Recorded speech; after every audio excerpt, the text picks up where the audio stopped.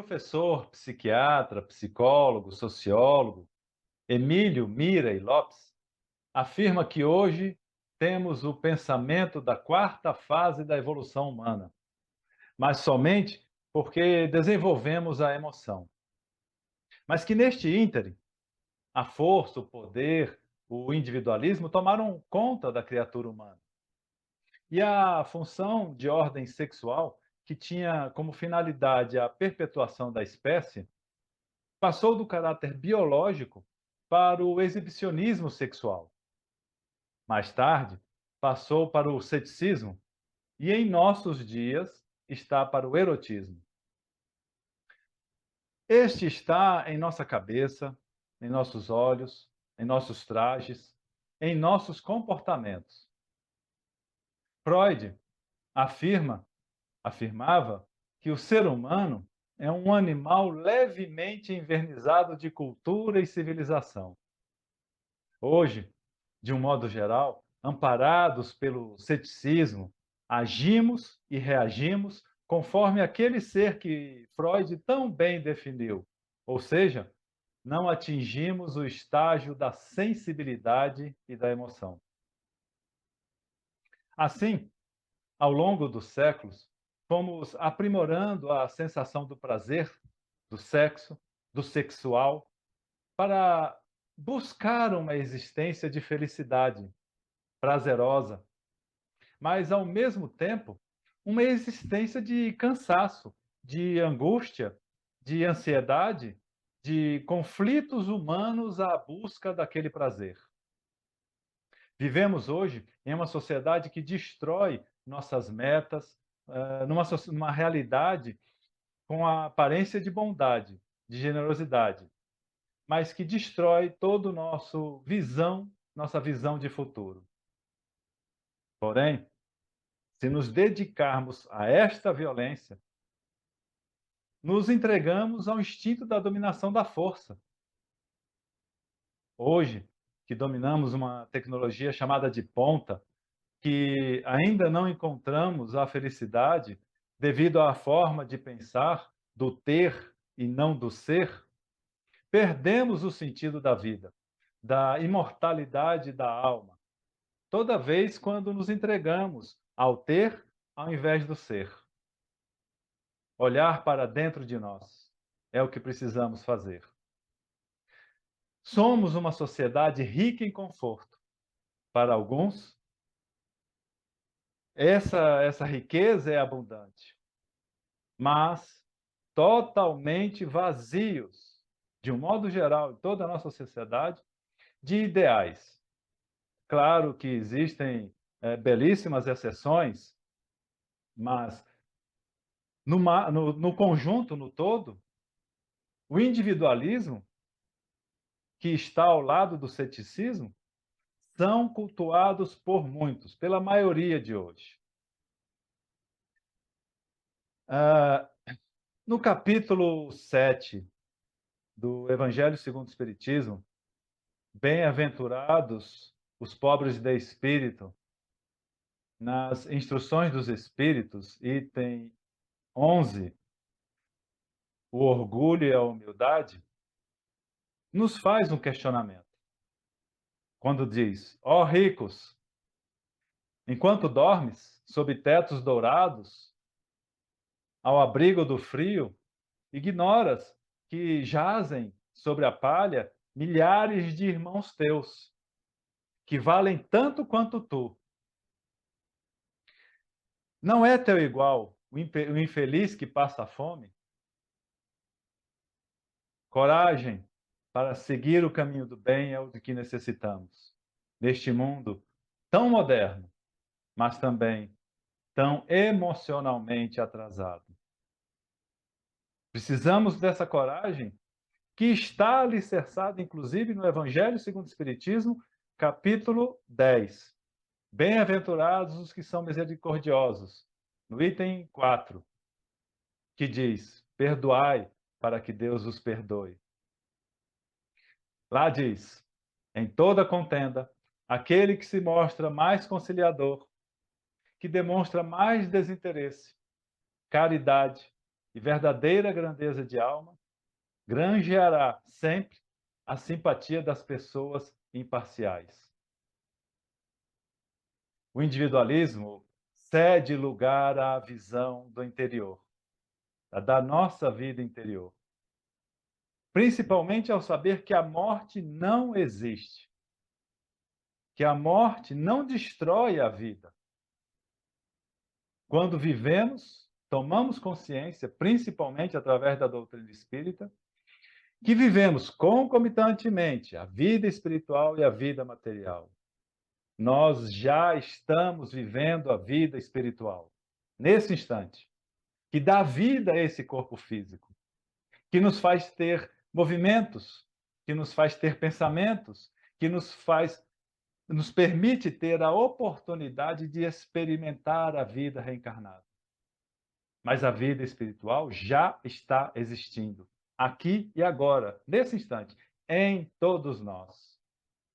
Nós já vivemos, já estamos vivendo a vida espiritual. Afirma a doutrina espírita, afirmam todos os espíritos que se comunicam e afirma a nossa consciência, que nos leva a conceber que faz um bom senso essa nossa lógica, essa nossa razão. Quando compreendemos que a vida é contínua, sendo a maior e a verdadeira a do espírito, fora da ilusão material, a fugacidade da juventude passa rápido e nossa existência torna-se curta. Daí damos lugar aos duradouros dias do amor, da fraternidade, da humildade, tão bem descrita nos Minutos de Sabedoria de Carlos Torres Pastorino, na página 109, quando afirma: a morte não existe. O que se dá é apenas uma transformação em nossa maneira de ser.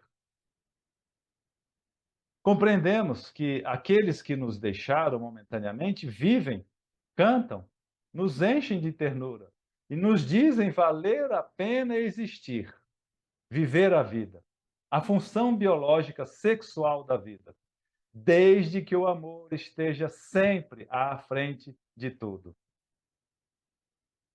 Lembrou-me uma passagem de Chico Xavier, quando uma jovem pergunta para o Chico: e daí, Chico? Sexo antes do casamento é proibido? E o grande, maravilhoso, lindo mestre e médium responde para todos nós: minha filha, nada é proibido.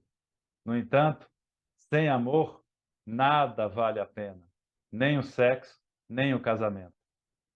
Amar, eis a nobre verdade de todas as religiões ao redor do mundo, de todas as culturas, em todo o planeta e em todos os ensinamentos que há milênios vêm sendo transmitidos para todos nós.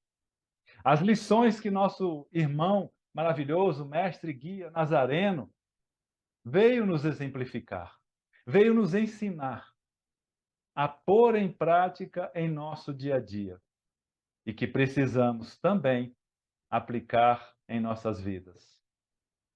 É esta a função de todos nós neste momento de que estamos reencarnados, a fim de evitar todos aquelas passagens deterioradas que vivemos da depressão, da angústia, do vazio existencial. Precisamos lidar mais com as nossas emoções, conhecer melhor as nossas emoções, viver mais a vida espiritual. Precisamos mais ter a consciência de que somos espíritos vivendo mais uma vida reencarnada. E é essa grande e maravilhosa finalidade da doutrina espírita, de dar essa consciência a todos nós, de nos levar a buscar o nosso ser interior, o nosso ser espiritual. Conheça-te a ti mesmo, já diz um grande, antigo ditado. lá da antiga Grécia, que é a necessidade de nos conhecer, saber quem nós somos, para que estamos aqui. E a existência é: estamos aqui para amar, aprender a amar, deixando aquele velho ser humano da força, do poder, da dominação, para expressar as nossas emoções, o nosso carinho, a nossa atenção para com todos, para com nós e para com todos que estão próximos a nós. Amai-vos uns aos outros, já nos disse Jesus, e amará o próximo como a ti mesmo. Precisamos primeiramente entender o que é amor para conosco, porque assim entendemos esse amor para conosco, poderemos levá-lo para os nossos irmãos.